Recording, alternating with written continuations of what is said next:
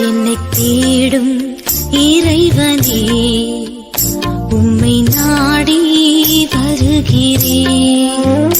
என்னை தேடும் இறைவனே, உம்மை நாடி வருகிறேன். நவம்பர் 19ஆம் நாள். இன்றைய தியானத்திற்கான தலைப்பு நம்முடைய ஜனங்கள். வாசிக்க வேண்டிய திருமறை பகுதி அப்போஸ்தலர் 28ஆம் அதிகாரம், வசனங்கள் 16 20 வரை.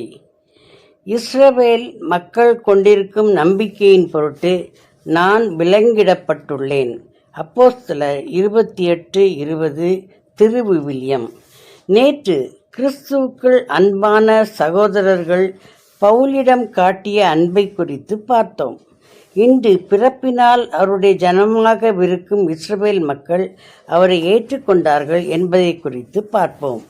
ரோமாபுரிக்கு ராயன் வாழுமிடம் வந்து சேர்ந்த பின் பவுல் ராயனுக்கு அபயமிட்டிருந்தபடியால் அவருக்கு பாதுகாப்பாக ஒரு சேவகன் உடன் இருக்கும்படி உத்தரவாயிற்று. இனி பவுல் தன் ஆயுட்காலம் முழுவதும் பாதுகாப்புடன் தனித்தே குடியிருக்க வேண்டும். இதை விருப்புடன் ஏற்றுக்கொண்ட பவுல் அடிகளார் 3 நாட்கள் கழித்து முக்கியமான யூதர்களை அழைத்து தன்னிலை விளக்கம் அளிக்கிறார். எருசலேமில் நடந்த காரியங்களை சொல்கிறார். அவர்களை நோக்கி நம்முடைய ஜனங்களுக்கும் நம்முடைய முன்னோர்களின் முறைமைகளுக்கும் முரணாக தான் ஒன்றும் செய்யவில்லை என்பதை விளக்குகிறார். அவர்கள் தன்னை ஏற்றுக்கொள்ளாததால் தான் ராயனே அடைக்கலம் என்று தன் பாதுகாப்பு கருதி வந்திருப்பதை கூறினார். இஸ்ரவேலரை குற்றம் சாட்டுவது தன் நோக்கமன்று. ஆனாலும் இஸ்ரவேல் மக்களின் நம்பிக்கைக்கு நான் முரணாக இருப்பதாக கூறி என்னை கைது செய்தார்கள் என்றும் கூறினார். ரோமாபுரி யூதர்கள் எருசலேமில் நடந்தது குறித்து அறியாவிட்டாலும் பவுல் தங்கள் யூத சமயத்திற்கு மாறாக பேசி வருவதாக மட்டும் கேள்விப்பட்டிருந்தார்கள்.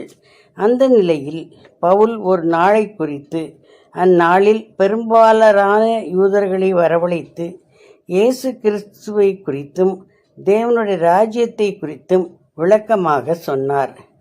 24ஆம் வசனம் சொல்கிறபடி சத்தியத்தையும் கிறிஸ்துவையும் சிலர் விசுவாசித்தார்கள், சிலர் விசுவாசிக்கவில்லை.